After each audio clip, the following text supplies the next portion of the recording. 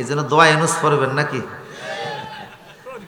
আমার দেশে অভাব থাকতো না যদি নেতারা চুরি না করত। লন্ডনে একজনে বাড়ি বানাইছে 350।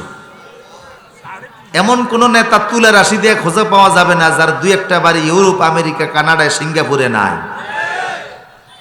এদেশে তারা চুরি করেছে, বাহিরের দেশে গিয়ে এগুলি জমা করেছে।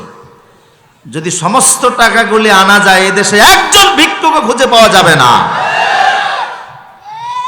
প্রসূতি একটা মানুষের কত টাকা লাগে?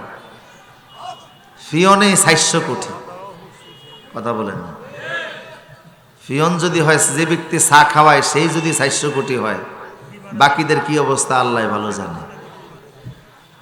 আমরা কোরআনের আইনের কথা বলি, ওরা ভয় পায়া বিরোধিতা করে, কারণ ওরা জানে কোরআনের আইন যদি চালু হয় একটা চোরেরও হাত সাথে থাকবে না। চুরিতে ধরা পড়ার কারণে হাত কাটা যাবে, আর তখন ঠুন্ডা হয়ে রাস্তাঘাটে ঘোরাফেরা করবে।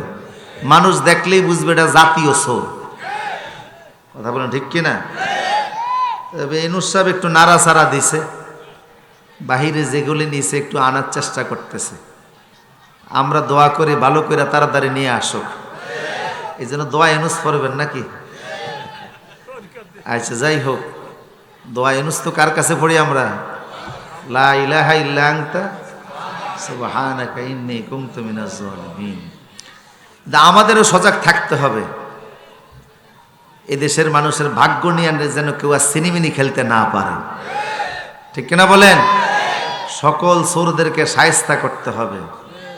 এক পয়সার দুর্নীতি যেন বাংলার জমিনে আর না থাকে। আমরা আর বিক্রি হব না, আর বিক্রি হবেন না। 500-1000 টাকার নোটে বিক্রি হয়ে যাবেন, পরে 300 টাকার কেজিতে কাঁচামরিচ খাওয়া লাগবে। কথা বলে না? এগুলি করা লাগবে, কিচ্ছু করা যাবে না। ঠিক না বলেন? এই জন্য এমন নেতা আমরা নিব যারা চুরি করে না, মাস্তানি করে না, ডাকাতি করে না, মানুষের পকেটের টাকা খরচ করেন। ইসলামী আন্দোলন যারা করে এরা পকেটের টাকা দিয়ে ইসলামী আন্দোলন করে। ডক্টর ইউনূস সাহেব সংস্কার শুরু করেছেন। আমাদের প্রথম দাবি হচ্ছে রাজনীতি থেকে ইনকাম বন্ধ করতে হবে। রাজনীতি থেকে যদি ইনকাম বন্ধ করা যায়, বহু মানুষ রাজনীতি ছেড়ে দিবে। ঠিক কিনা বলেন?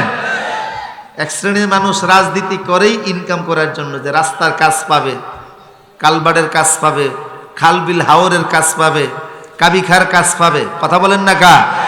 আর এখান থেকে চুরি করবে, এই উদ্দেশ্যে রাজনীতি করে। এটা যেন বন্ধ করা হয়। সংস্কার যেন তৃণমূল থেকে হয়।